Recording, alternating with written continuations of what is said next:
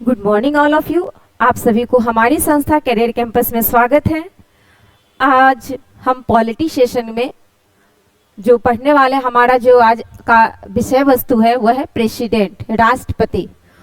राष्ट्रपति के बारे में आज हम उन सारे आर्टिकल्स से को पढ़ेंगे जहां से आर्टिकल से डायरेक्ट राष्ट्रपति को जोड़ करके क्वेश्चन पूछा जाता है। हालांकि इसके राष्ट्रपति अपने आप में एक बहुत बड़ा चैप्टर है और अगर इसको देखेंगे कि राष्ट्रपति के बारे में संविधान के किस भाग में सारी जानकारी है तो यह आ जाता है आपका भाग 5 में। भाग 5 जो है ना लगभग 100 आर्टिकल्स का एक समूह है जिसमें आपका स्टार्ट हो जाता है 52 से और 52 जहां से राष्ट्रपति पद के बारे में जानकारी है। इसीलिए हमने आज का टॉपिक राष्ट्रपति प्रेसिडेंट रखा है। और सबसे पहली बात यह है कि आज हम सारे उन आर्टिकल्स के बारे में अध्ययन करेंगे जिसका संबंध राष्ट्रपति से जुड़ा हुआ है। और सारे आर्टिकल्स को जब हम आज अध्ययन कर लेंगे तो इसका दूसरा पार्ट जब आएगा आपको राष्ट्रपति का सेकेंड पार्ट, उसमें हम राष्ट्रपति की सभी शक्तियों को अलग अलग करके तोड़ तोड़ के सारे विषय वस्तु को उसमें कि उनका कौन कौन सा अधिकार है, कौन सी शक्तियां प्राप्त है राष्ट्रपति को, तो उन सारे प्रावधानों को हम सेकेंड पार्ट में उसको समझेंगे। तो आज का जो हमारा विषय रहा राष्ट्रपति प्रेसिडेंट। अगर देखें तो संविधान के भाग 5 में आर्टिकल्स 52 से 151 तक। तो स्टार्ट करते हैं हम। पहला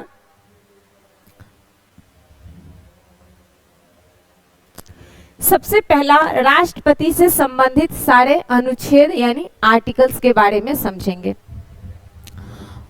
पहला जो आर्टिकल्स इसमें 52 है, इसमें किस चीज का वर्णन है तो राष्ट्रपति के पद के बारे में बताया गया है कि भारत में एक राष्ट्रपति होंगे और उनके पद के बारे में चर्चा आर्टिकल्स 52 में कहा गया है। अब एक और बात आता है क्वेश्चन में कि भारत में जो राष्ट्रपति है वह किस देश के राष्ट्रपति के तर्ज पे है, यानी कि उनका किस तरह से किस देश के राष्ट्रपति के तौर पर देखा जा सकता है। तो ये हम देख सकते हैं ब्रिटेन की जो महारानी है वहां पे उसके आधार पर, यानी महारानी के हैं या फिर ब्रिटेन में जो राष्ट्रपति हो सकते हैं, तो वहां जिस तरह से अधिकार है उस राष्ट्रपति को ब्रिटेन में, वह वैसा ही प्रावधान भारत में भी राष्ट्रपति को देखने को मिलता है। तो ये भी आप एक क्वेश्चन आ सकता है कि भारत में राष्ट्रपति की जो प्रक्रियाएं हैं सारे चीजों के लेकर के शक्ति है जो भी हम कह सकते हैं, इसके अंतर्गत जो भी पद पढ़ेंगे तो राष्ट्रपति के पद को लेकर के जब बात आएगी कि किस देश से प्रेरित है तो ये हो जाएगा आपका ब्रिटेन। तो आर्टिकल्स 52 में राष्ट्रपति पद के बारे में चर्चा है। आर्टिकल्स 53 हम एक बार सारे आर्टिकल्स आज पढ़ने वाले हैं, इसीलिए बार बार आर्टिकल्स हमने सारा एक एक क्रम से लिखा है जो भी जिनका जुड़ाव कहीं न कहीं जाकर के राष्ट्रपति से है। आर्टिकल्स 53 क्या कहता है? 53 कार्यपालिका का प्रधान, यानी राष्ट्रपति जो है वह कार्यपालिका का क्या होते हैं तो प्रधान होते हैं। और इसके अलावा अगर हम देखें 53 में ही जब कार्यपालिका के तो प्रधान है ही, संवैधानिक प्रधान कार्यपालिका के कौन होते हैं तो राष्ट्रपति भारत में। और इसके अलावा भारत में जो बल है, सेना है, फोर्स है, इसके भी प्रधान सर्वोच्च सेनापति के रूप में कौन होते हैं तो राष्ट्रपति। तो सेना के प्रमुख के रूप में भी कह सकते हैं, सर्वोच्च पद के रूप में कौन है तो राष्ट्रपति होते हैं। और जो राजदूत होता है, एम्बेसडर वगैरह, उन सभी की नियुक्ति भी कौन करते हैं राष्ट्रपति। इसके बारे में ही चर्चा कहाँ पर है आर्टिकल्स 53 में। तो 52 क्या कहता है राष्ट्रपति के पद के बारे में जानकारी। 53 क्या कहता है तो राष्ट्रपति कार्यपालिका के प्रधान होंगे। साथ ही तीनों सेनाओं के प्रधान कौन होंगे राष्ट्रपति। इसके अलावा इसमें यह भी कहा गया है कि जो राजदूत वगैरह होते हैं उनकी नियुक्ति भी कौन करेंगे तो राष्ट्रपति। नेक्स्ट है आर्टिकल्स 54 तो आर्टिकल्स 54 में कहता है कि निर्वाचन के संबंध में चर्चा है, यानी कि राष्ट्रपति के चुनाव में कौन कौन से लोग पार्टिसिपेट होते हैं।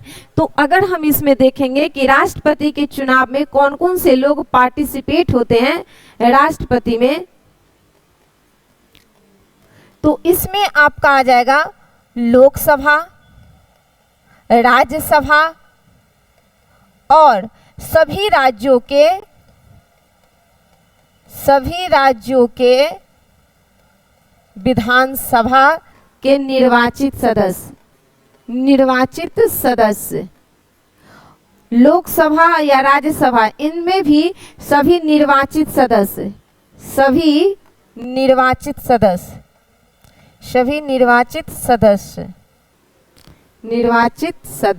राज्यसभा के भी, यानी कि राष्ट्रपति के चुनाव में कौन कौन पार्टिसिपेट होते हैं, तो लोकसभा के सभी निर्वाचित सदस्य, राज्यसभा के सभी निर्वाचित सदस्य और सभी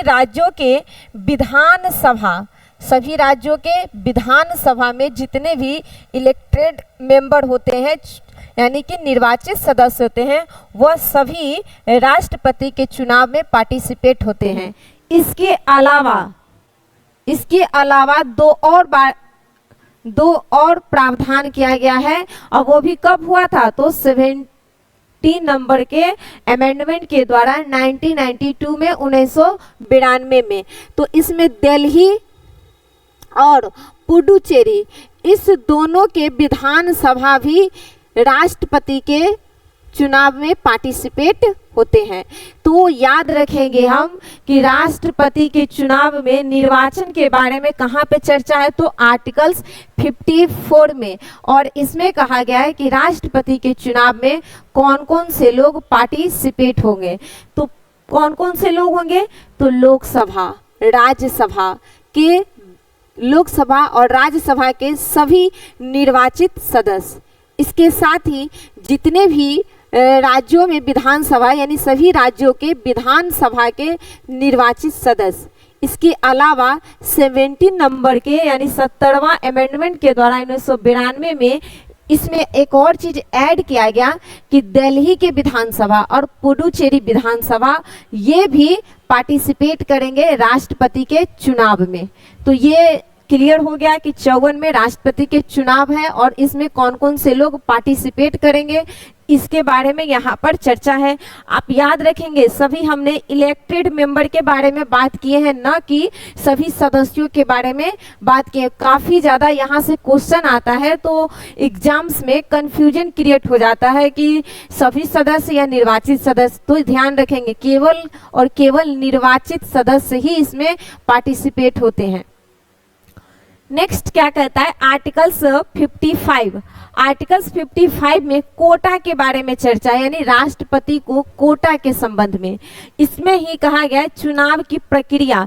ये तो हम जान गए कि राष्ट्रपति के चुनाव में कौन कौन से लोग पार्टिसिपेट हो रहे हैं। इसके अलावा आर्टिकल्स 55 कहता है कि राष्ट्रपति का चुनाव की जो प्रक्रिया है वह किस तरह का होगा, माने कैसे राष्ट्रपति का चुनाव होगा, इसके बारे में प्रावधान कहाँ पर है, तो आर्टिकल्स 55 में।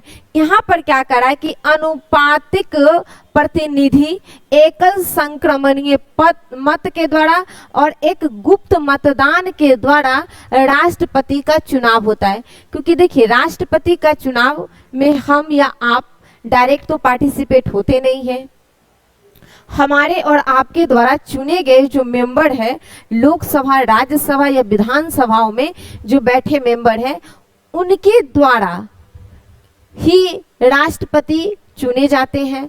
तो किस प्रक्रिया है, कैसी प्रक्रिया है, एक तो यह एक गुप्त मतदान होता है। तो यहाँ पर यही कहा गया एकल संक्रमणीय मत गुप्त मतदान के द्वारा होता है। अगर हम इसको देखेंगे तो इसका एक फॉर्मूला आता है। जैसे देखिए यहाँ पे हमने लिखा है यहाँ पे कि न्यूनतम कोटा का मतलब क्या होता है, दिए गए मतों की संख्या, यानी जितने भी मेंबर उसमें राष्ट्रपति को चुनाव में अपना मत दिए हैं उस टोटल संख्या बटे प्रत्याशियों की संख्या, यानी कि जितने लोग चुनाव में खड़े हुए हैं, जितने भी प्रत्याशी हैं, उनकी संख्या में एक ऐड करते हैं तो वह कोटा निकाला जाता है, न्यूनतम कोटा। अब इसमें जो, क्योंकि इस राष्ट्रपति के चुनाव में जो लोग पार्टिसिपेट हो रहे हैं उसमें तो लोकसभा राज्यसभा अलग है, यानी सांसद हो गया, उसके बाद विधानसभाओं के जो मेंबर है उनका अलग है। तो उन दोनों के मतों का जो वैल्यू है, वोट वैल्यू, वो कैसे निकाला जाता है, उसके लिए फॉर्मूला दिया गया है और ये फॉर्मूला उस पर काम करता है। एक है हमारा कि विधानसभा के मतों का मूल्य, यानी कि जब हम विधानसभाओं के मेंबरों के अगर वोट वैल्यू निकालेंगे तो उसके लिए क्या है, राज्यों की कुल जनसंख्या, यानी किसी भी राज्य का, मानते हैं कि अगर हम बिहार का वोट वैल्यू अगर मेंबर का निकाल रहे हैं, बिहार विधानसभा का, तो इसका क्या होगा, इसमें बिहार के राज्यों की टोटल जनसंख्या लिखेंगे बाई विधानसभा में निर्वाचित सदस्यों की संख्या, और बिहार विधानसभा में कितने निर्वाचित सदस्य हैं उसका टोटल हम यहाँ पर संख्या लिखेंगे। तो ये हो गया, और मल्टीप्लाई करेंगे 1/1000 यानी 1000 से, तो ये आपका जो वैल्यू आएगा वह वैल्यू कहलाएगा विधानसभा के मतों का वैल्यू। अब देखिए सभी राज्यों के तो क्या कर सकते हैं, जनसंख्या इक्वल है नहीं, और नहीं सभी राज्यों में विधानसभाओं की सीटों की संख्या इक्वल है। तो इसका मतलब है कि विधानसभा में जितने भी जो राज्यों में अलग अलग विधानसभा है सबका वोट वैल्यू अलग अलग होगा। तो यहाँ पर ये भी है, और एक और बात, यहाँ पर राज्यों की जो हम कुल जनसंख्या के बारे में बात किए हैं, तो यहाँ पर कौन सी जनसंख्या हम लेंगे, क्या अभी वर्तमान टाइम में जो जनसंख्या है उसके आधार पर यहाँ पर निकालेंगे, तो बिल्कुल नहीं। इसमें क्या होगा कि ये हमारा 1971 का जो जनगणना है, जनगणना, उसके आधार पर जो जनसंख्या बताई गई है किसी भी स्टेट की, वह यहाँ पर हम लेंगे, उसी जनसंख्या को यहाँ पर हम डालेंगे, और इसके आधार पर ही हम यहाँ पर विधानसभाओं के वोट वैल्यू को निकालेंगे। क्योंकि जब तक ये वाला ही जनसंख्या अभी तक चल रहा है, जब कब तक, तो 2026 तक यह इसी जनगणना के आधार पर वोट वैल्यू हम निकालेंगे, क्योंकि उसके बाद से जब परिसीमन होगी उसके बाद से फिर बदलाव होगा तो उसके आधार पर किया जाएगा। बट अभी हम 1971 के जनगणना के आधार पर ही विधानसभाओं के वोट वैल्यू को निकालेंगे। अब आते हैं संसद का वोट वैल्यू, मत मूल्य क्या है। तो किसी भी संसद का अगर हम मत वैल्यू जानेंगे कि कितना है, तो इसमें आएगा सभी राज्यों के विधानसभाओं के कुल निर्वाचित सदस्यों के कुल मतों का योग। अब देखिए जितने भी राज्य हैं उन सभी में जो विधानसभा है, विधानसभा के कुल निर्वाचित सदस्य, सभी विधानसभा में अलग अलग मेंबर सीट है, उन सभी के मतों के कुल मतों का योग यहाँ पर डालेंगे सभी विधानसभाओं के, और बाई संसद के कुल निर्वाचित सदस्यों की संख्या, और संसद में जितने भी निर्वाचित सदस्य हैं उनको टोटल को ऐड करेंगे, फिर जाकर के जो यहाँ से निकलेगा वही कहलाएगा हमारा संसद का वोट वैल्यू। तो ये एक प्रक्रिया है, यहाँ पर फॉर्मूला है और इसी फॉर्मूला के तहत निकाला जा रहा है। हम यहाँ पर थोड़ा सा इसको इसलिए बता दिए हैं। अब हम आर्टिकल्स में पहुँचते हैं, क्योंकि आज का हमारा सारा विषय का केंद्र अगर हम कहें कहाँ पे है, तो हमारे सारे आर्टिकल्स पे, और वो सारे आर्टिकल्स जो कि प्रेसिडेंट से संबंधित है। तो प्रेसिडेंट से संबंधित आर्टिकल 55 में कोटा के संबंध में बताया गया है, और राष्ट्रपति का चुनाव कैसे होगा, तो गुप्त मतदान के द्वारा, एकल संक्रमणीय मत के द्वारा। अब आता है आर्टिकल्स हमारा 56 आर्टिकल 56 क्या कहता है कि कार्यकाल, यानी राष्ट्रपति का कार्यकाल कितने वर्षों का होगा, यह किसमें बताया गया है, तो आर्टिकल 56 में। यानी कि राष्ट्रपति, इसमें बताया गया कि राष्ट्रपति अपने पद पर जिस दिन, यानी जिस डेट को आसीन होंगे उस डेट से लेकर के 5 वर्षों तक, कितने वर्षों तक? तो 5 वर्षों तक वो अपने पद पर बने रहेंगे। तो राष्ट्रपति का कार्यकाल आर्टिकल 56 में कितने वर्षों का? 5 वर्षों का। अब हम देखेंगे कि राष्ट्रपति का जो ये कार्यकाल है 5 वर्षों का, इसमें भी कई सारे प्रावधान आते हैं कि राष्ट्रपति यदि बीच में ही त्यागपत्र दे देते हैं या फिर उनको पद से हटा दिया जाता है या फिर उनकी मृत्यु हो जाती है तो क्या होगा। तो इसमें भी ये है कि त्यागपत्र, ये तो आप समझ गए कि राष्ट्रपति का कार्यकाल टोटल कितने वर्षों का होता है? 5 वर्षों का। जब से वो शपथ ग्रहण करते हैं उसके बाद से लेकर के वो टोटल 5 वर्षों के लिए पद पे बने रहते हैं, आसीन होते हैं। लेकिन कुछ कारणवश अगर उनका पद खाली होता है, रिक्ति की स्थिति में क्या होगा, किस प्रकार से उनका पद खाली हो सकता है? तो एक तो होगा कि वो त्यागपत्र दे दे। राष्ट्रपति यदि त्यागपत्र दे देते हैं तो पद उनका खाली होगा। और राष्ट्रपति त्यागपत्र किनको देते हैं? तो उपराष्ट्रपति को। उपराष्ट्रपति, राष्ट्रपति त्यागपत्र किनको देते हैं? तो उपराष्ट्रपति को। अब आता है कि मृत्यु, यदि पद पर रहते हुए अपने कार्यकाल को बिना पूर्ण किए हुए यदि उनकी मृत्यु हो जाती है तो भी उनका पद खाली हो जाएगा। तो ये एक दूसरा कंडीशन है। तीसरा कंडीशन आता है महाभियोग। राष्ट्रपति यदि संविधान का अतिक्रमण करते हैं, उल्लंघन करते हैं तो संसद के द्वारा महाभियोग लाया जाएगा और राष्ट्रपति को पद से हटा दिया जाएगा। तो ये महाभियोग है, आगे भी हम इसके बारे में पढ़ेंगे। तो महाभियोग के द्वारा भी क्या होता है, इनको पद से हटाया जा सकता है। ये महाभियोग कौन लगाता है? तो संसद के कोई भी सदन लगा सकता है, संसद द्वारा। अब आता है निर्वाचन को अवैध। एक आया हमारा कौन सा विषय? निर्वाचन को अवैध। यदि राष्ट्रपति का चुनाव हुआ और चुनाव उनका अवैध घोषित कर दिया गया तो भी राष्ट्रपति जो चुन करके आए हैं उनका वो अपने पद से हट जाएंगे, वहाँ पर चुनाव ही अवैध हो गया। तो इन सारे कंडीशनों में राष्ट्रपति का पद समय से पहले भी खाली हो सकता है, इन सारे कंडीशनों से। एक और बात है कि राष्ट्रपति पर महाभियोग ऐसे हम इसलिए नहीं लगा देंगे कि किसी भी प्रकार के किसी भी चीज़ के आरोप को लगा करके, उनके लिए केवल और यही विषय वस्तु है कि अगर वो संविधान का अतिक्रमण करते हैं, संविधान के संबंध में यदि देखिए तो वो उल्लंघन कर रहे हैं तो उन पर महाभियोग लाया जाएगा। वो भी संसद के द्वारा। संसद का कोई भी सदन महाभियोग ला सकते हैं, चाहे लोकसभा हो या फिर राज्यसभा। तो ये हम समझ गए कि इन प्रक्रियाओं के द्वारा, इन सारे कंडीशनों के द्वारा राष्ट्रपति अपने कार्यकाल को पूर्ण किए बिना भी उनका पद खाली हो सकता है।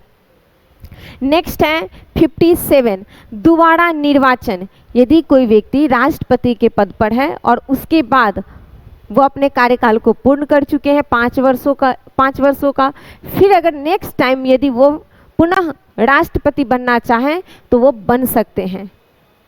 तो ये बात कहाँ कहा गया है? तो आर्टिकल 57 में कि कोई भी व्यक्ति दोबारा तिबारा कितनी भी बार राष्ट्रपति बन सकते हैं, इसके बारे में बताया गया। यानी कि किसी भी व्यक्ति को राष्ट्रपति बनने के लिए जो कंडीशन है वो ये नहीं है कि आप एक ही बार बने, 2 बार नहीं बन सकते हैं, ऐसा कोई कंडीशन नहीं है। दोबारा भी निर्वाचित हो सकते हैं और इसके टर्म्स को लेकर के कोई लिमिटेशन नहीं है कि राष्ट्रपति कितनी बार बन सकते हैं कोई एक व्यक्ति।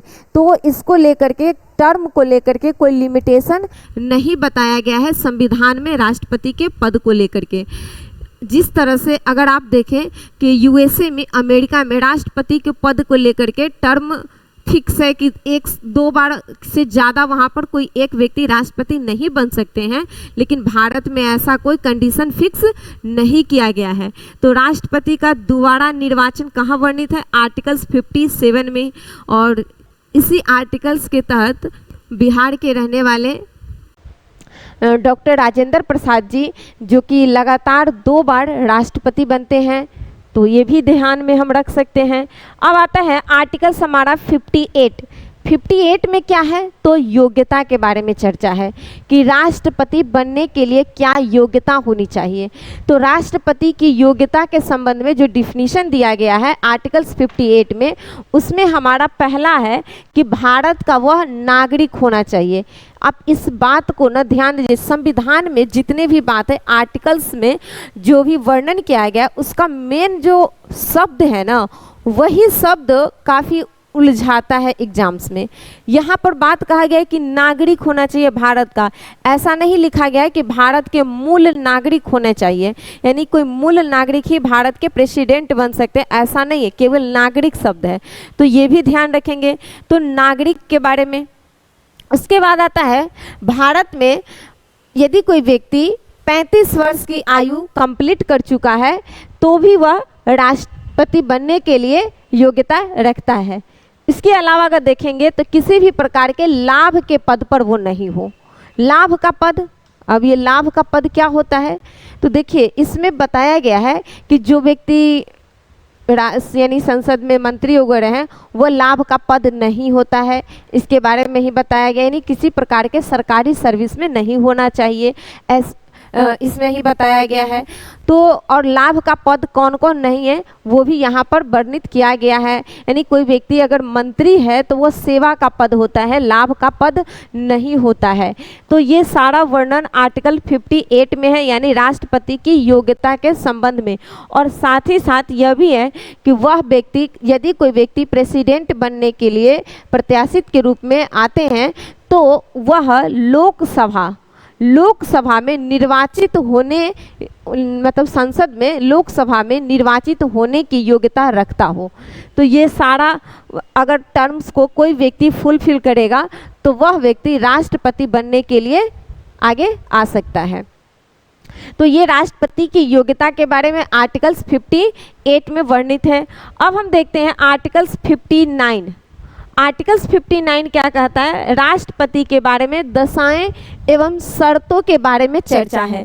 दशाएं या शर्तें, यहाँ पर क्या है कि राष्ट्रपति के लिए कौन कौन से शर्त है, तो संसद और विधान मंडल का वह मेंबर नहीं होना चाहिए, यानी कोई व्यक्ति राष्ट्रपति के पद पर आता है, राष्ट्रपति के लिए चुनाव जीतता है या राष्ट्रपति बनते हैं, तो वो संसद का सदस्य नहीं हो। संसद का सदस्य नहीं हो मतलब लोकसभा, राज्यसभा का वह मेंबर नहीं हो, साथ ही साथ वह विधान मंडल का भी मेंबर नहीं हो, यानी कि वह विधानसभा का सदस्य नहीं होना चाहिए। तो ये सारे बात अगर देखिए, अगर कोई व्यक्ति राष्ट्रपति बन जाता है और इसके अलावा भी यदि वो विधानसभा में या लोकसभा में मेंबर है तो वो किस अपने कार्यों को पहली प्रायोरिटी देगी, इसके लिए भी तो कंफ्यूजन आ सकता है। इसीलिए यह पहले ही बता दिया गया है कि यदि कोई व्यक्ति प्रेसिडेंट पद के लिए आते हैं या चुनाव जीतते हैं तो वह किसी भी प्रकार के लोकसभा, राज्यसभा या विधानसभाओं के सदस्य नहीं हो। साथ ही साथ एक और कंडीशन इसमें जोड़ा गया है कि राष्ट्रपति के एक और शर्त क्या है कि जब कोई व्यक्ति राष्ट्रपति के पद पर बने हैं तो उनके वेतन और भत्ता में किसी भी प्रकार की कटौती नहीं की जा सकती। कटौती मतलब उनको कम नहीं किया जा सकता है, जोड़ा जा सकता है लेकिन कम नहीं किया जा सकता है। तो ये भी क्वेश्चन आपसे पूछा गया है एग्जाम्स में भी, इसीलिए हम सारे उन पॉइंटों को ना यहाँ पर पॉइंट आउट करने का प्रयास किए हैं कि जो एग्जाम्स में पॉइंट के वर्ड में भी लिखा जाता है उसे भी आप समझ सके, क्योंकि ये सारा आज आर्टिकल्स को ही हम समझा रहे हैं। तो ये आर्टिकल्स में कौन से आर्टिकल्स हैं, तो 59 में क्या है, तो शर्तों के बारे में चर्चा है और इसी में कहा गया है कि कोई व्यक्ति अगर प्रेसिडेंट के पद पे आते हैं तो वह किसी भी प्रकार के संसद का सदस्य ना हो, साथ ही साथ वह विधानमंडल के भी सदस्य ना हो, और यदि कोई व्यक्ति राष्ट्रपति के पद पे है तो उनके वेतन में किसी प्रकार की कटौती नहीं की जा सकती है, न उनके भत्ते में किसी प्रकार की कटौती की जा सकती है। यह आर्टिकल्स 59 में वर्णन है। अब आता है आर्टिकल्स हमारा 60। आर्टिकल 60 क्या कहता है? आर्टिकल 60 में राष्ट्रपति के संबंध में शपथ के बारे में चर्चा है कि राष्ट्रपति को शपथ दिलाने के बारे में बात किया गया आर्टिकल 60 में। राष्ट्रपति को शपथ कौन दिलाता है? तो chief justice of India, Bharat के मुख्य न्यायाधीश। अगर हम यहाँ पर देखेंगे तो चीफ जस्टिस ऑफ इंडिया, यानी चीफ जस्टिस ऑफ इंडिया जो है भारत में राष्ट्रपति को क्या दिलाते हैं? शपथ दिलाते हैं। अगर ये नहीं है, अब्सेंट है, उपस्थित नहीं है किसी कारणवश, तो क्या होगा? चीफ जस्टिस ऑफ इंडिया के जगह पे सर्वोच्च न्यायालय के कोई वरिष्ठ न्यायाधीश जो होंगे वह राष्ट्रपति को शपथ दिलाते हैं। तो सबसे पहला तो हम देखेंगे कि जो मुख्य न्यायाधीश है सर्वोच्च न्यायालय के, वो दिलाएंगे। यदि वो किसी कारणवश नहीं है तो कौन दिलाएंगे? तो वरिष्ठ न्यायाधीश। वरिष्ठ न्यायाधीश जो है वह शपथ दिलाते हैं किनको? राष्ट्रपति को। तो ये दोनों हम याद रखेंगे इसमें। अब एक और बात आती है कि राष्ट्रपति जो शपथ ग्रहण करते हैं वह किस चीज के लिए, किस चीज का वह शपथ ग्रहण करते हैं? तो सबसे पहली बात आती है कि राष्ट्रपति शपथ जो ग्रहण करते हैं वह संविधान की सुरक्षा के लिए, संविधान की रक्षा के लिए। तो संविधान के रक्षा और साथ ही साथ वह लोगों के कल्याण हेतु वो शपथ ग्रहण करते हैं कि संविधान का हम संरक्षण करेंगे और लोगों का सेवा, कल्याण भाव, इस सारे चीजों के लिए राष्ट्रपति शपथ ग्रहण करते हैं।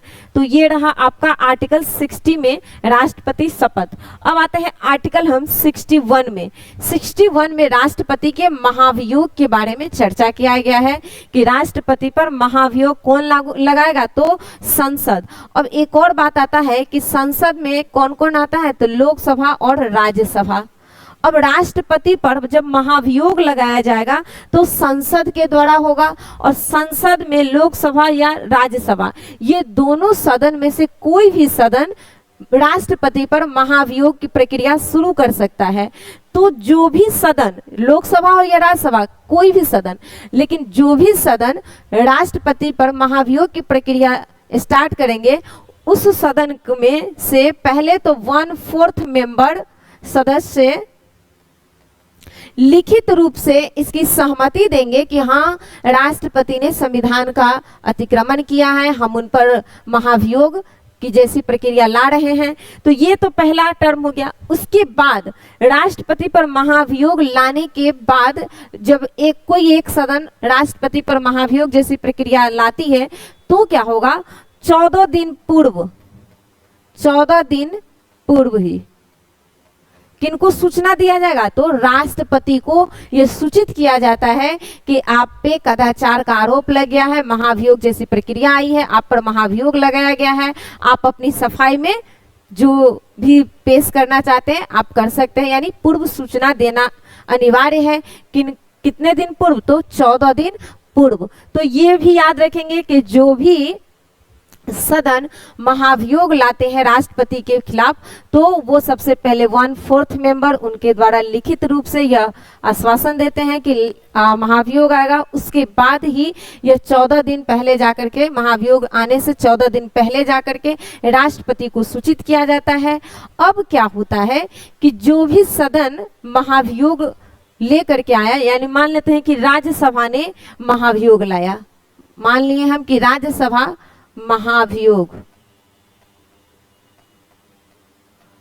राज्यसभा यदि महाभियोग लेकर के आया है तो क्या होगा कि राज्यसभा में तो महाभियोग वाली प्रक्रिया शुरू होगी, लेकिन इसके जांच में ये जांच समिति यहाँ पर लोकसभा में एक जांच समिति के तौर पर काम करना, जांच करने के जो काम करेगा वह दूसरा जो सदन होगा। यदि लोकसभा में आएगा तो राज्यसभा जांच करेगी, अगर राज्यसभा में महाभियोग जैसे आई तो लोकसभा ये जांच करेगी। तो ये प्रक्रिया शुरू हो जाता है और 1/4 लिखित रूप से और 14 दिन पहले राष्ट्रपति को सूचना दिया जाता है। तो ये महाभियोग की प्रक्रिया है। महाभियोग की प्रक्रिया अगर देखें कि भारतीय संविधान में कहाँ से लिया गया है तो अमेरिका के संविधान से। और ये रहा आपका, ये लगभग मैंने इसको क्लियर करने का प्रयास किया है। तो ये अगर देखिए, ये तो कि लोकसभा में 1/4 के मेंबर, राज्यसभा में 1/4 के मेंबर के द्वारा लिखित रूप से महाभियोग की प्रक्रिया लाने के लिए स्वीकृति मिल गई। तो अब क्या होगा कि इधर तो जांच समिति, अपना लोकसभा दूसरा सदन जो है वो जांच की प्रक्रिया में काम कर रही है। तो इधर जो 14 दिन पूर्व राष्ट्रपति को सूचित भी किया गया, 4 दिन पहले प्रेसिडेंट को सूचना। अब 14 दिन पहले प्रेसिडेंट को क्या कर दिया गया, सूचित किया गया। अब यहाँ पर प्रेसिडेंट या तो स्वयं आते हैं या फिर उनके द्वारा कोई प्रतिनिधि को भेजा जाता है जो राष्ट्रपति के मत को यानी विचारों को, उनके पक्ष को रख सके। तो वो यहाँ पर स्टार्ट होता है और इधर से दूसरा सदन अपना जांच कर रहा है। अब देखिए, ये राज्यसभा यदि महाभियोग लाया तो उसके बाद यहाँ पर इस सदन में महाभियोग की प्रक्रिया स्टार्ट हो गई। और यहां से महाभियोग की प्रक्रिया जब स्टार्ट हो जाती है तो जब लोकसभा राज्यसभा में महाभियोग की प्रक्रिया पूर्ण हो जाएगी तो यहाँ पर ये राज्यसभा क्या करेगा, राज्यसभा में अगर महाभियोग आया तो राज्यसभा 2/3 बहुमत से महाभियोग की प्रक्रिया को पारित कर देता है। तब जाकर के यह कहाँ चला जाएगा, लोकसभा में। और लोकसभा भी कितने बहुमत से पारित करेगा, 2/3 से। तो यानी कि पहले तो जिस सदन में आया उस सदन में लिखित रूप से, फिर लिखित रूप से होने के बाद उसमें 2/3 बहुमत से उसे पारित करना पड़ेगा। और उसके बाद वह दूसरे सदन में जाती है और दूसरा सदन में जब जाएगा तो वहां पे भी महाभियोग का जो प्रक्रिया है, विधेयक है, उसको पारित होना होगा कितने बहुमत से, तो 2/3 बहुमत से। तो दूसरा सदन भी 2/3 बहुमत से इसे पारित करेगी। उसके बाद जाकर के यह महाभियोग की प्रक्रिया पूर्ण हो जाती है और राष्ट्रपति को अपने पद से त्यागपत्र देना होता है। तो ये पूरा लगभग महाभियोग की प्रक्रिया रहा। तो नेक्स्ट हम देखते हैं 61 हो गया। अब आते हैं 62। 62 में क्या कहता है आर्टिकल 62, एक बार रिकॉल कर लेते हैं थोड़ा सा हम 61 तक ताकि आपको याद रहे। 52 क्या कहता है, राष्ट्रपति के पद के बारे में। 53 क्या कहता है, कार्यपालिका के बारे में, प्रधान होते हैं राष्ट्रपति। 54 क्या कहता है, तो निर्वाचन के बारे में, राष्ट्रपति का निर्वाचन 54 में। 55 में क्या कहता है कि राष्ट्रपति के संबंध में कोटा के बारे में चर्चा है। उसके बाद 56 क्या है, राष्ट्रपति के कार्यकाल के बारे में कि कितने वर्षों के कार्यकाल होगा राष्ट्रपति का। 57 में कहता है कि दोबारा निर्वाचित हो सकते हैं एक व्यक्ति राष्ट्रपति के पद पे, तो दोबारा निर्वाचन 57 में। 58 क्या कहता है, तो राष्ट्रपति की योग्यता से संबंधित प्रावधानों के बारे में चर्चा किया गया 58 में। आर्टिकल 59 क्या कहता है, तो 59 में राष्ट्रपति पद के बनने के लिए जो शर्तें हैं, दशाएं हैं, उसके बारे में चर्चा है। उसके बाद आता है आर्टिकल 60 में राष्ट्रपति के शपथ के बारे में चर्चा, और 61 में राष्ट्रपति के महाभियोग के संबंध में चर्चा है। अब हम स्टार्ट करते हैं आपका राष्ट्रपति के संबंध में ऑन और सारा जो आर्टिकल्स है उसके बारे में। 62 आर्टिकल 62 क्या कहता है, आर्टिकल 62 में पद भरने के लिए निर्वाचन का समय और आकस्मिक रिक्ति को भरने के लिए पदावधि। अब देखिए, हम अभी बताए हैं आपको कि राष्ट्रपति तो अपने जो टाइम उसका है 5 साल का, उतने टाइम टर्म ओवर के लिए वो उतने टाइम के लिए रहेंगे, उतने टाइम पीरियड के लिए। लेकिन यदि किसी कारणवश राष्ट्रपति का पद खाली हो जाएगा, तो राष्ट्रपति का पद यदि खाली हो जाता है, पद खाली, तो क्या होगा, तो राष्ट्रपति का पद यदि खाली हो जाएगा तो किसी व्यक्ति का निर्वाचन होगा। राष्ट्रपति का पद खाली होने के बारे में बताया गया है कि 6 माह के अंदर चुनाव की प्रक्रिया संपन्न कराई जाएगी और 6 माह के अंदर में ही राष्ट्रपति का पद भर दिया जाएगा। अब यहाँ पर वही बात कहा गया है कि अगर राष्ट्रपति का पद खाली हो गया तो निर्वाचन का समय कितना है, तो 6 माह। उसके बाद आकस्मिक रिक्ति को भरने के लिए पदावधि, यानी कि जो व्यक्ति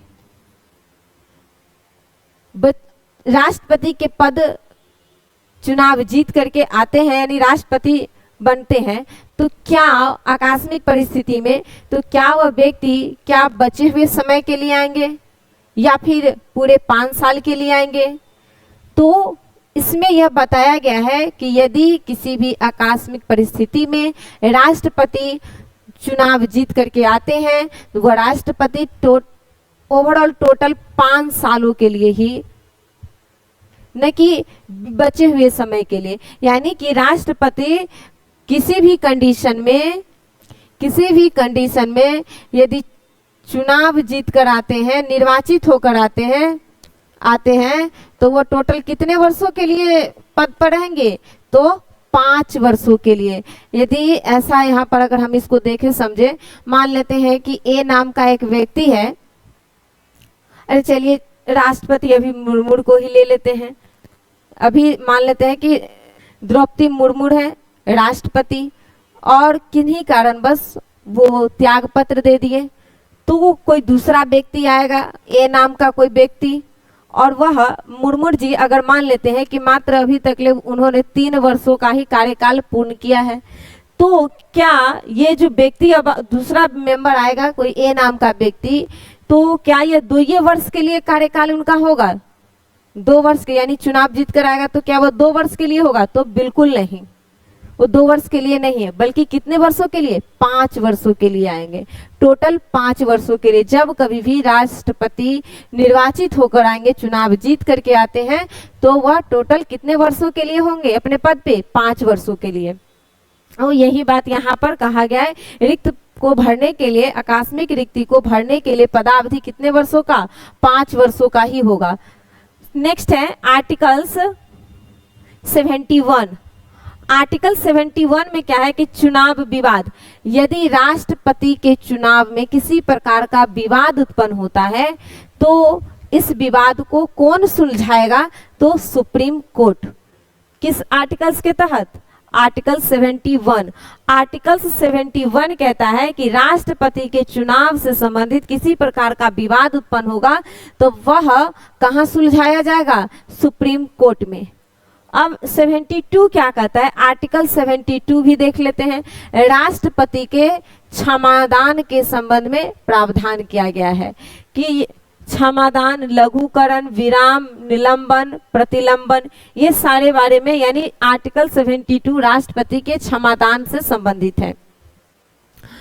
अभी हम सारे आर्टिकल्स को ही पढ़ रहे हैं सिर्फ। उसके बाद आर्टिकल 74। आर्टिकल 74 में कहता है कि सहायता सलाह हेतु मंत्री परिषद। देखिए आर्टिकल 74 में कहा गया है कि राष्ट्रपति को अपने कार्यों का निर्वहन हेतु सलाह और सहायता हेतु मंत्री परिषद का गठन होगा, और उस मंत्री परिषद का हेड कौन होगा? प्रेसिडेंट। कौन होंगे? प्रेसिडेंट, यानी मुख्य प्रधानमंत्री, प्राइम मिनिस्टर जो होंगे, प्रेसिडेंट कह दिए हैं, सॉरी, प्राइम मिनिस्टर, यानी कि मंत्री परिषद के मुख्य कौन होंगे? मुखिया, प्राइम मिनिस्टर होंगे। तो यहाँ पर आर्टिकल 74 कहता है कि राष्ट्रपति को अपने कार्यों के निर्वहन हेतु मंत्री परिषद सलाह और सहायता देंगी। तो ये मंत्री परिषद का मुखिया कौन होगा? प्राइम मिनिस्टर होगा। तो ये प्रावधान आर्टिकल 74 में कहा गया है। तो ये मंत्री परिषद का गठन के सारे बारे में है, जहां पर राष्ट्रपति को सलाह भी देगा। और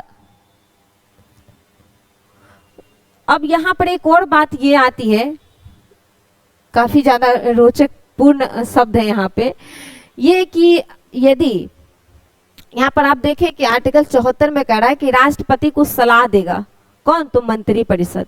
अब बात आती है कि क्या मंत्री परिषद जो बात सलाह के रूप में राष्ट्रपति को दे रहे हैं, हो सकता है वो सलाह माने व न माने, वो एक अलग बात है, लेकिन क्या वह सलाह अदालत में जा करके उस पर वाद विवाद किया जा सकता है? तो यही बात यहाँ पर कहा गया है, सलाह जो दिया जाएगा राष्ट्रपति को मंत्री परिषद के द्वारा, वह किसी भी अदालत में विवाद या उस पर प्रश्न चिन्ह या किसी प्रकार की आपत्ति नहीं जताई जाएगी। तो यहाँ पर ये अदालत से उसे मना किया गया, अदालत में वो नहीं जा सकता है। ये दूसरा, आप अगर 74 के 1 में कहें तो सलाह ले सकते हैं, 72 में अदालत जाने से सलाह को मना किया गया है, सलाह संबंधित विचारों को। अब आते हैं हम आर्टिकल 75 में। आर्टिकल 75 क्या कहता है कि पीएम प्रधानमंत्री की नियुक्ति कौन करेगा? राष्ट्रपति। तो यहाँ पर प्रधानमंत्री की नियुक्ति राष्ट्रपति के द्वारा किया जाएगा, और यहीं पर यह वर्णन किया गया है कि प्रधानमंत्री के सलाह पर प्रधानमंत्री के सलाह पर राष्ट्रपति अन्य मंत्रियों की नियुक्ति करेंगे। क्या करेंगे? तो अन्य मंत्रियों की नियुक्ति कौन करेंगे? राष्ट्रपति। लेकिन किनके सलाह पर? तो प्राइम मिनिस्टर के सलाह पर, क्योंकि प्राइम मिनिस्टर जो होते हैं, अब देखिए यहाँ पर क्या है कि ये तो मंत्री परिषद के हेड कौन होंगे? Prime minister. तो मंत्री परिषद के होंगे। अब यहाँ पर जो पीएम की नियुक्ति कौन की है? तो राष्ट्रपति। लेकिन अब उसमें जो विभाग है, अलग अलग सेक्टर है, उस सब में कौन सा व्यक्ति को वो पद दिया जाएगा, उसमें मंत्री कौन होंगे, इसका डिसीजन कौन लेंगे? तो प्राइम मिनिस्टर। अब वो जो डिसीजन लेंगे तो वो सारा लिस्टेड करके नाम दे देंगे, और वो राष्ट्रपति को अपना लिस्ट थमा देंगे, और फिर उसके आधार पर वो राष्ट्रपति क्या करेंगे? उन सारे मंत्रियों की नियुक्ति कर देते हैं। तो यहाँ पर यही कहा गया है कि पीएम जो होते हैं, पीएम प्रधानमंत्री, उनकी नियुक्ति तो राष्ट्रपति करेंगे, लेकिन अन्य जितने भी मंत्री होंगे उनकी नियुक्ति भी राष्ट्रपति करेंगे। लेकिन किनके सलाह पर? तो प्रधानमंत्री यानी मंत्री परिषदों के सलाह पर, क्योंकि इनके हेड ही प्राइम मिनिस्टर है। एक और बात इसमें कहा गया है, इसी में 75 आर्टिकल्स में ही 91 नंबर का जो अमेंडमेंट हुआ था 2003 में, 2003 में, इसमें यह कहा गया है कि जो मंत्री परिषद होगा उसमें जो मंत्री परिषदों की संख्या होगी, मेंबरों की संख्या, वह लोकसभा के कुल सदस्यों का 15% से अधिक नहीं हो सकता है। यह इसमें पहले ही ऐसा कोई प्रावधान नहीं था, लेकिन बाद में इसमें जोड़ा गया इस अमेंडमेंट के द्वारा। कौन सा अमेंडमेंट है? तो 91 यानी कि 91 नंबर का संविधान संशोधन हुआ 2003 में, और इसमें यह प्रावधान किया गया कि लोकसभा के जितने भी निर्वाचित सदस्य हैं उसमें का टोटल कितना? 15%, यानी लोकसभा के कुल सदस्यों के 15% से अधिक मेंबर मंत्री परिषद नहीं हो सकते हैं। इसमें एक और बात आती है कि क्या ये जो मंत्री परिषद है, इसमें प्रधानमंत्री के रूप में नाम आता है? तो ये बिल्कुल आएंगे ही, क्योंकि यही उनका अर्थ ही होता है, हेड होते हैं, लीडर होते हैं रूप में, मुखिया कर सकते हैं। नेक्स्ट आता है हमारा आर्टिकल 76। आर्टिकल 76 कहता है महान्यायवादी के बारे में चर्चा है, और इसकी नियुक्ति भी कौन करते हैं? तो राष्ट्रपति। तो महान्यायवादी आर्टिकल 76 में जिनकी नियुक्ति राष्ट्रपति के द्वारा किया जाता है। आर्टिकल 77 क्या कहता है? सभी कार्य राष्ट्रपति के नाम से होंगे।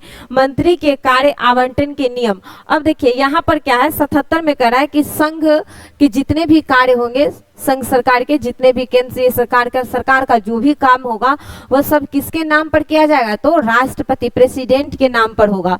अब यहाँ पर ये तो स्पष्ट हो गया कि प्रेसिडेंट के नाम पे सारे कार्य किए जाएंगे, और यहाँ पर इसके साथ ही यह भी कहा गया कि मंत्री के कार्य आवंटन के नियम कौन निर्धारित करेंगे? तो राष्ट्रपति।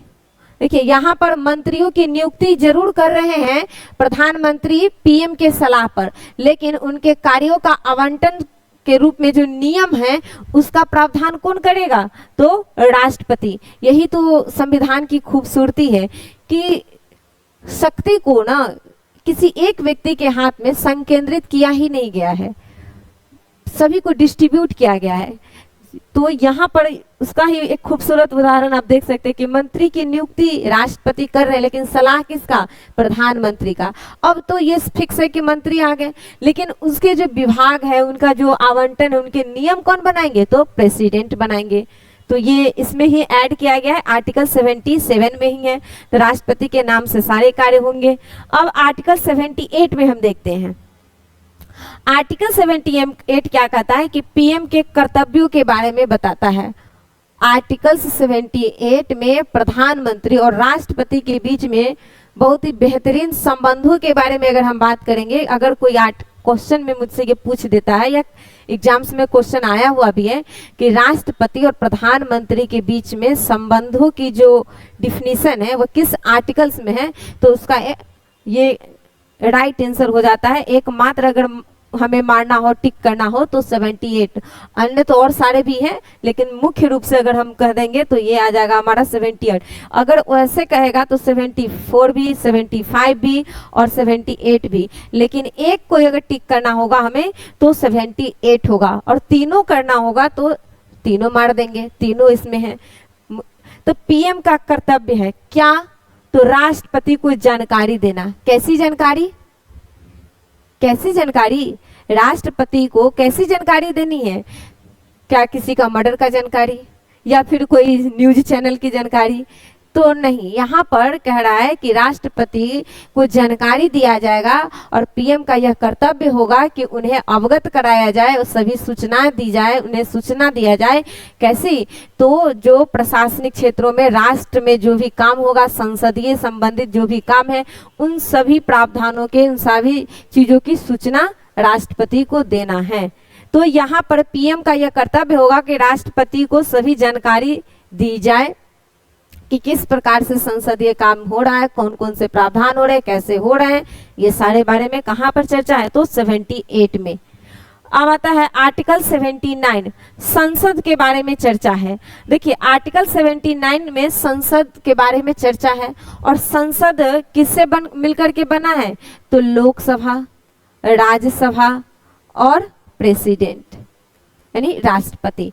तो ये तीनों संसद के अंग है, इसीलिए तो यहाँ पर भी हम, क्योंकि हम सारे उन आर्टिकल्स को आज लेकर के आए कि राष्ट्रपति के पॉइंट ऑफ व्यू से हम सारे आर्टिकल्स को पढ़ रहे हैं आज, क्योंकि ये सारे आर्टिकल्स आपको फिर पढ़ना पड़ेगा जब हम संसद पढ़ाएंगे, और जितने भी आर्टिकल्स हैं जिनका जुड़ाव, जैसे महान्यायवादी पढ़ाएंगे तो वहाँ भी अलग से पढ़ाएंगे, लेकिन आज हम उन सारे पॉइंट ऑफ व्यू से इस आर्टिकल्स को पढ़ रहे हैं जो राष्ट्रपति के हिसाब से, कि राष्ट्रपति से उस आर्टिकल का क्या संबंध है। तो ये आ गया आपका 79 में संसद, जिसमें संसद, लोकसभा, राज्यसभा और प्रेसिडेंट को मिलकर के बनता है, और यह संसद के अंग है।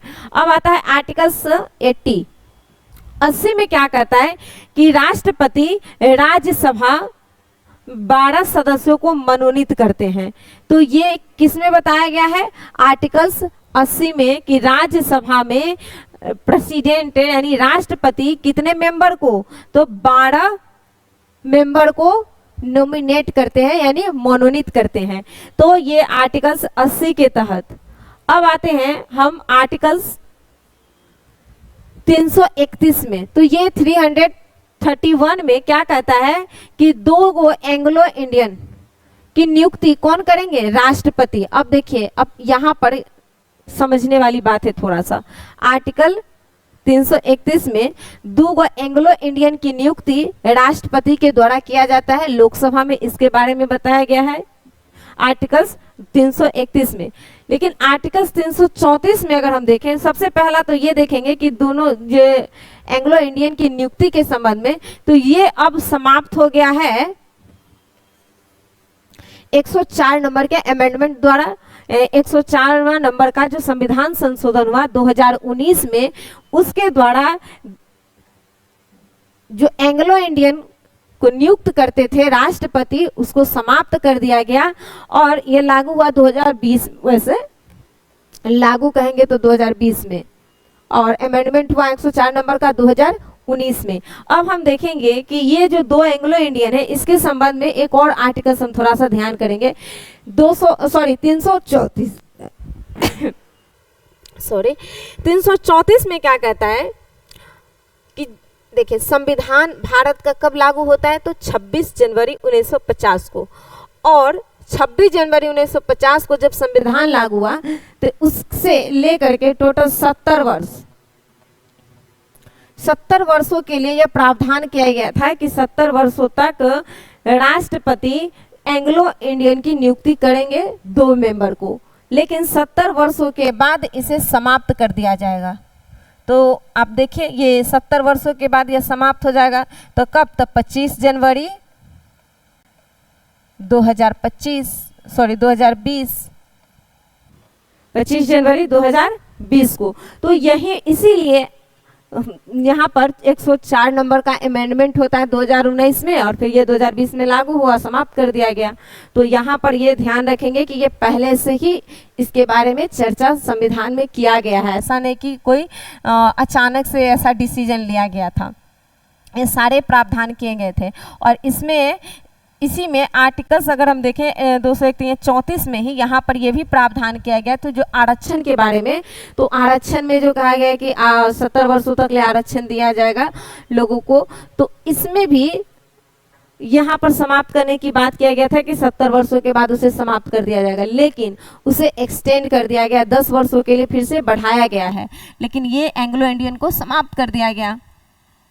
ध्यान रखेंगे यहाँ 10 वर्षों के लिए यहाँ पर आरक्षण जो था उसको बढ़ाया गया है। नेक्स्ट है आर्टिकल्स हमारा 85। आर्टिकल्स 85 क्या कहता है? संसद सत्र, सत्रावसान और विघटन। देखिए संसद में सत्र होते हैं, कितने सत्र चलते हैं? तो 3 सत्र होता है संसद में, तीनों सत्र। और ये भी कहा गया है कि संसद के जो सत्र चल रहे हैं उन सत्रों में एक संसद के सत्र से दूसरे संसद मतलब संसदीय सत्रों में जो गैपिंग होगा टाइम का, वो अंतराल कितने महीनों का? तो 6 मंथ का। और यहाँ पर कहा गया सत्रावसान और विघटन। देखिए सत्र को बुलाने का काम, जिसे सत्र को बुलाने का काम कौन करेगा? तो राष्ट्रपति। सत्रावसान, सत्र को समाप्त करने का भी काम कौन करेंगे? तो राष्ट्रपति।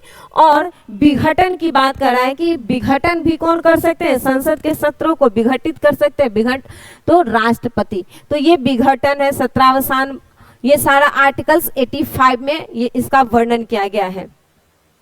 सत्रों में अगर हम देखेंगे अंतराल के बारे में, अंतराल कितने माह का? तो 6 माह का।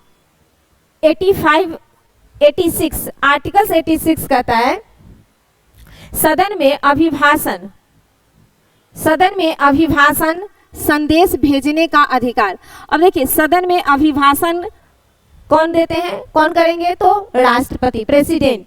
और संदेश भेजने का अधिकार, हालांकि ये अभी तो ऐसा नहीं हुआ है, राष्ट्रपति ये नहीं करते हैं।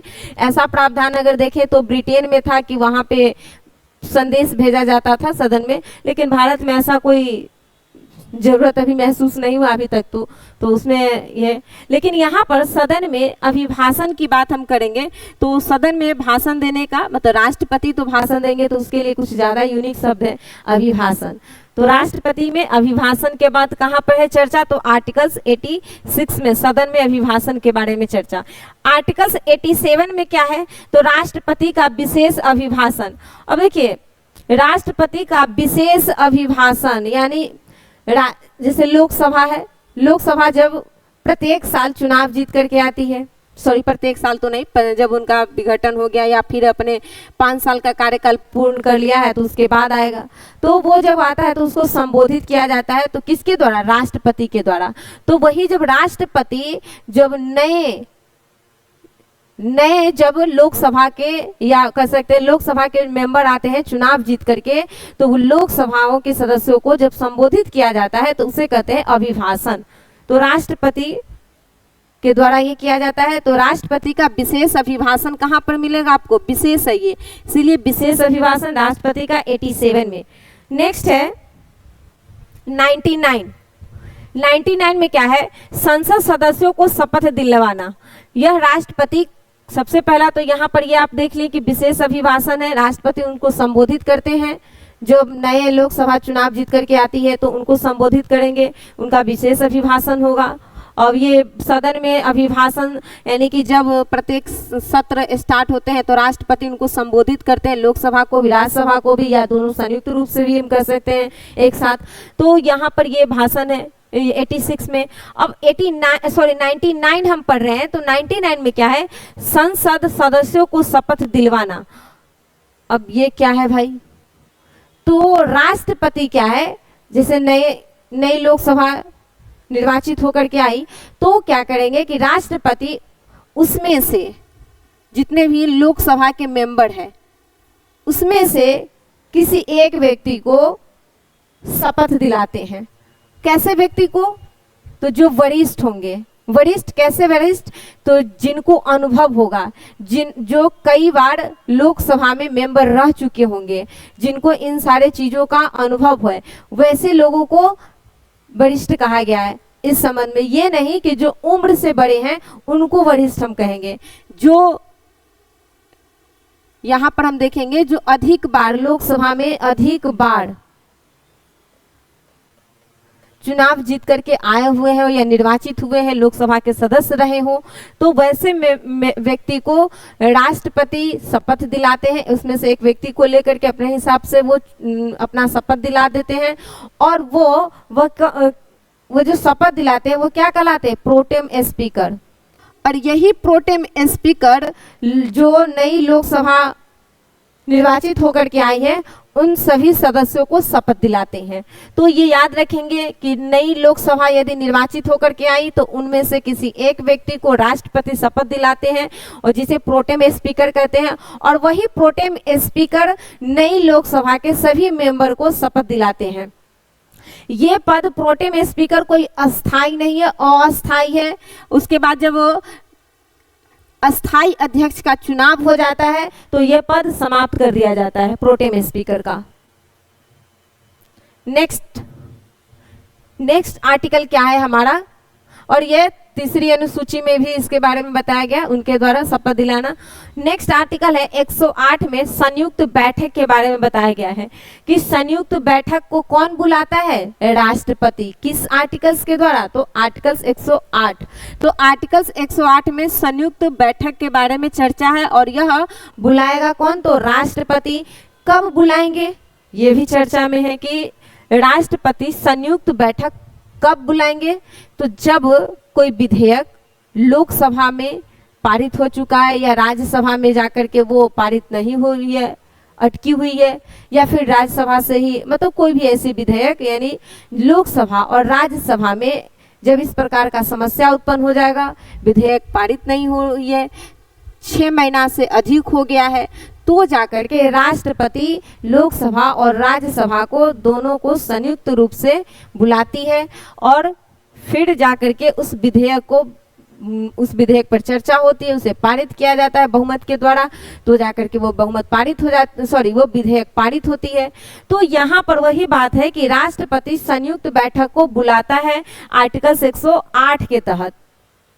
एक और बात आता है कि क्या राष्ट्रपति धन विधेयक के विषय में संयुक्त बैठक बुला सकता है? तो बिल्कुल नहीं। राष्ट्रपति धन विधेयक के लेकर के किसी भी प्रकार का संयुक्त बैठक नहीं बुला सकते हैं। और इसके अलावा संविधान में संशोधन की जो बात आएगी, संविधान में संशोधन की जो प्रक्रिया है, उससे संबंधित यदि कोई विधेयक है और वह इस प्रकार से अटकी हुई है, तो उसके लिए भी प्रेसिडेंट किसी भी प्रकार के संयुक्त बैठक नहीं बुला सकती है।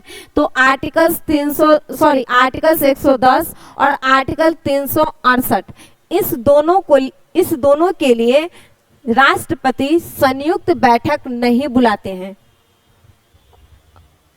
अब हम थोड़ा सा ये देखेंगे कि अब तक 2 बार जो चर्चा में है कि राष्ट्रपति संयुक्त बैठक बुलाए थे 1961 में। यह हुआ था दहेज के संबंध में, जब विधेयक अटकी हुई थी तो उस समय भी राष्ट्रपति संयुक्त बैठक बुलाए थे। उसके बाद 1978 में भी संयुक्त बैठक बुलाए थे राष्ट्रपति, जब बैंकिंग को रिफॉर्म करने वाला, यानी कि बैंकिंग क्षेत्र में सुधार से संबंधित विधेयक लाया गया था, तो उस समय भी संयुक्त बैठक हुआ था। तो ये ध्यान में भी रख सकते हैं हम, यहाँ से क्वेश्चन भी पूछा गया है यहाँ पर खास तौर पे।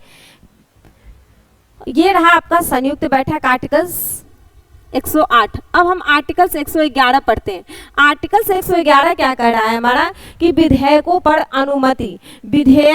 अनुमति, जैसे देखिए भारत में कानून बनाने का जो दायित्व है किसे सौंपा गया? संसद को।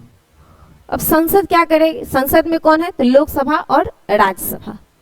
तो कोई भी विधेयक लोकसभा से पारित हो जाएगी, उसके बाद वह राज्यसभा जाएगी, राज्यसभा से पारित हो जाएगी, उसके बाद वह किसके पास जाता है? तो प्रेसिडेंट के पास। और प्रेसिडेंट जब उस पर हस्ताक्षर कर देते हैं तो वह विधेयक कानून बन जाता है, यानी कानून का रूप ले लेता है। तो ये कानून बनाने का यही प्रक्रिया है, विधेयक पर अनुमति। लेकिन क्या सभी विधेयक जो लोकसभा और राज्यसभा से पारित होकर के राष्ट्रपति के पास पहुंचे, तो क्या ये जरूरी है कि राष्ट्रपति उस पर अपनी सहमति दे ही, हस्ताक्षर करे ही? तो ऐसा बिल्कुल नहीं है। राष्ट्रपति के लिए भी इस संबंध में कुछ प्रावधान है। क्या है कि राष्ट्रपति उस विधेयक पर अपनी सहमति दे सकते हैं, नहीं भी दे सकते हैं, और उसे पुनर्विचार के लिए लौटा भी सकते हैं। तो ये सारे कंडीशन है। क्या क्या है? तो इसमें इसी को वीटो, हालांकि ऐसा वीटो सब संविधान में वर्णित नहीं है, बट ऐसे बोलचाल में इसी प्रक्रिया है जो एक वीटो के तरह ही काम करती है, इसीलिए वीटो हम लोग बोलते हैं। अब्सोल्यूट वीटो यानी अत्यधिक निषेधाधिकार, अत्यंतिक निषेधाधिकार, यानी कि उनको मत, जैसे कोई विधेयक आया राष्ट्रपति के पास और राष्ट्रपति को लगा कि मुझे इस पर किसी भी प्रकार की सहमति नहीं देनी है या देनी है, तो यदि उनको सहमति देना है, हस्ताक्षर कर देंगे तो अब तो वो गया, कानून बन गया, वो उसमें कोई दिक्कत नहीं है। लेकिन राष्ट्रपति यदि उसे पुनः विचार के लिए लौटा देती है, कोई विधेयक लोकसभा राज्यसभा से पारित हुआ और राष्ट्रपति उसे पुनः लौटा देती है, तो वह पुनः जब लोकसभा में यानी संसद में जाती है, यानी लोकसभा राज्यसभा में, तो लोकसभा या राज्यसभा उसमें संशोधन करे या नहीं भी कर सकती है। उस विधेयक में यदि उन्हें लगा कि हम कुछ संशोधन कर सकते, कुछ सुधार कर सकते, तो सुधार करके, या बिना किसी भी प्रकार के संशोधन किए हुए भी यदि पुनः राष्ट्रपति के पास वह विधेयक पहुंचता है, तो यहाँ पर राष्ट्रपति को हस्ताक्षर करना अनिवार्य हो जाता है। यानी पुनः विचार में लौटाने के बाद वह विधेयक पुनः राष्ट्रपति के पास आ जाएगा, तो उस पे राष्ट्रपति को सहमति देना अनिवार्य हो जाता है। तो यही कहा गया यहाँ पर सस्पेंसिव वीटो यानी निलंबनकारी, यानी कुछ देर का समय लग गया इस विधेयक को पारित करने में, कानून बनाने में। नेक्स्ट है पॉकेट वीटो यानी जेबी विशेषाधिकार, यानी कि राष्ट्रपति का मन हुआ कि अब हम आपको भेजेंगे ही नहीं लेकिन कुछ कहेंगे भी नहीं, तो यही वाला बात हो गया यहाँ पर, तू हाँ कर या ना कर, तो मैं ना हाँ करूंगी ना कहूंगी।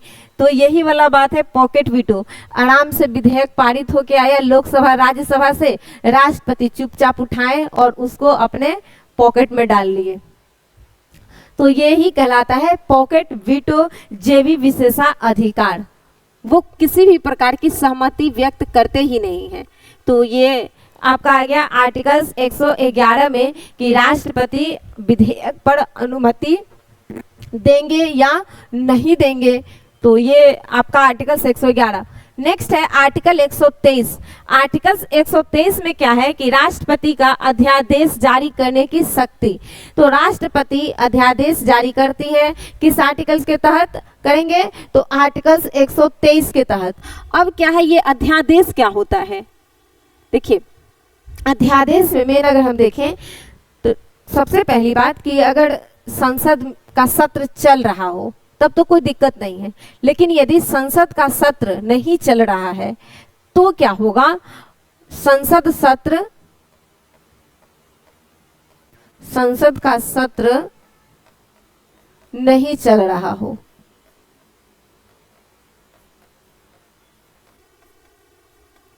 संसद का सत्र यदि नहीं चल रहा होगा तो ऐसे कोई विषय वस्तु जिस पर कानून बनाना अत्यंत आवश्यक है, तुरंत यानी कि अति आवश्यक है उस पे कानून बनाना, तो राष्ट्रपति इसके लिए क्या करते हैं कि अध्यादेश जारी करते हैं। और अध्यादेश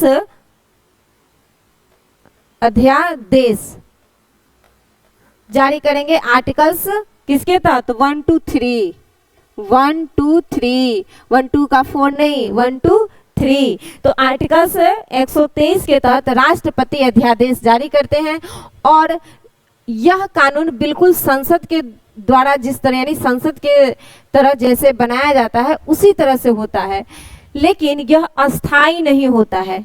क्या होता है? तो अस्थाई। इसके द्वारा बनाया गया कानून क्या होगा? अस्थाई। यह अस्थाई होता है। फिर अगर हम देखें कि संसद यहाँ पर तो अध्यादेश ला करके आर्टिकल 123 के द्वारा कानून बनाया गया, तो उसके बाद क्या होगा कि जब सत्र स्टार्ट होता है, सत्र शुरू होगा, तो सत्र शुरू होने के 6 सप्ताह,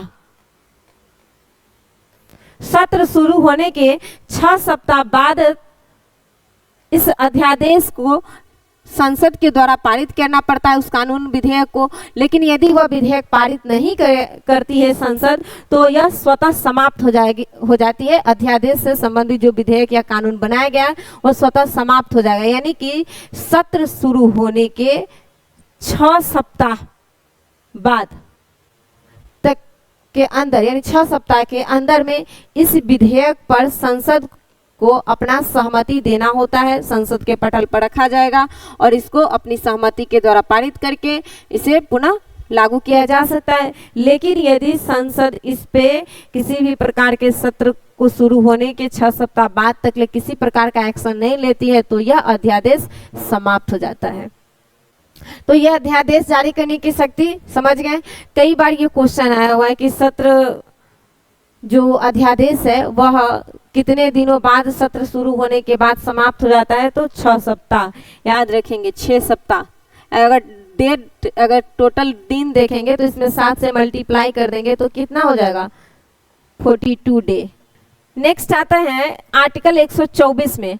आर्टिकल 124 में सुप्रीम कोर्ट के बारे में चर्चा है और सुप्रीम कोर्ट में जो मुख्य न्यायाधीश रहते हैं, चीफ जस्टिस ऑफ इंडिया, इसकी नियुक्ति कौन करेंगे, तो राष्ट्रपति। इसके बारे में प्रावधान है आर्टिकल 124 में। नेक्स्ट है 143। आर्टिकल 143 में कहता है कि राष्ट्रपति सुप्रीम कोर्ट से परामर्श लेंगे। देखिए यहाँ पर परामर्श ये काफी इंपोर्टेंट है। आर्टिकल 143, आर्टिकल 143 में यह प्रावधान है कि राष्ट्रपति सुप्रीम कोर्ट से क्या ले सकते हैं, परामर्श ले सकते हैं। किसी भी प्रकार के कानूनी विषय वस्तु पर उन्हें लगे कि मुझे परामर्श लेना चाहिए तो वो ले सकते हैं। लेकिन ये भी जरूरी नहीं है कि सुप्रीम कोर्ट उनको परामर्श दे ही, ऐसा कोई अनिवार्य भी नहीं है। दे भी सकते हैं, नहीं भी दे सकते हैं, लेकिन राष्ट्रपति परामर्श ले सकते हैं। इसके बारे में आर्टिकल 143 में है। नेक्स्ट है आर्टिकल 217 में हाई कोर्ट के जजों की नियुक्ति कौन करेंगे, तो राष्ट्रपति। हाई कोर्ट के जजों की नियुक्ति राष्ट्रपति के द्वारा किया जाएगा। इसके बारे में यहाँ पर चर्चा है आर्टिकल 217 में। नेक्स्ट है आर्टिकल 267। आर्टिकल 267 क्या कहता है, आकस्मिकता निधि, यानी कि आकस्मिक निधि के बारे में बात किया जा रहा है। यहाँ पर आकस्मिक निधि, आकस्मिक, ये क्या कहता है, इसमें क्या है 267 में क्या कह रहा है कि आकस्मिक निधि, यानी किसी भी प्रकार का यदि आकस्मिक घटनाएं घट जाती है, यानी प्राकृतिक, यानी मान लेते हैं कि भूकंप आ गया अभी तुरंत, तो यहाँ पर क्या है कि ऐसी कोई घटना, भूकंप आ गया तुरंत, तो इसमें जो राहत काम के लिए जो खर्च देना है, पैसा लगेगा, धन लगेगा, उस धन को तुरंत, अत्यंत शीघ्र, अति शीघ्र कहाँ से लेकर के मतलब कहाँ से लेकर के वहां पर खर्च किया जाए, तो इसके लिए ही आकस्मिक निधि बनाया जाता है। और आकस्मिक निधि के बारे में बताया गया कि आकस्मिक निधि राष्ट्रपति के द्वारा बनाया जाएगा और राष्ट्रपति के द्वारा इसमें से धन खर्च किया जाएगा। तो ये बात है आकस्मिक निधि के बारे में। यहाँ पर आर्टिकल 267 में आकस्मिक निधि से धन निकाल करके किसी भी प्रकार के प्राकृतिक आपदाओं के समय यहीं से तत्काल तुरंत धन निकाला जा सकता है। क्योंकि अगर संसदीय विधि के द्वारा धन निकलेगा तो लंबा टाइम लग जाएगा, लेकिन तत्काल चाहिए, तो इसीलिए यहाँ पर इस तरह का प्रावधान है आर्टिकल 267 में। अब आते हैं आर्टिकल 280। वित्त आयोग के बारे में चर्चा किया गया है कि राष्ट्रपति वित्त आयोग का गठन करेंगे किस आर्टिकल्स के तहत, तो 280 के द्वारा। नेक्स्ट है आर्टिकल 352। आपातकाल की उद्घोषणा कौन करते हैं, राष्ट्रपति। यदि किसी प्रकार का आपातकाल आ जाता है, यानी कि आपातकाल कहेंगे यहाँ पर, तो राष्ट्रीय आपात 3 आधार पर घोषित होता है। एक तो होता है युद्ध हो जाए, दूसरा होता है बाह्य आक्रमण, तीसरा क्या होगा, युद्ध हो जाए, बाह्य आक्रमण, और तीसरा हो जाएगा सशस्त्र विद्रोह। तो जाकर के राष्ट्रपति आपातकाल की घोषणा करेंगे किस आर्टिकल के द्वारा, आर्टिकल 352। नेक्स्ट है आर्टिकल 356। राष्ट्रपति का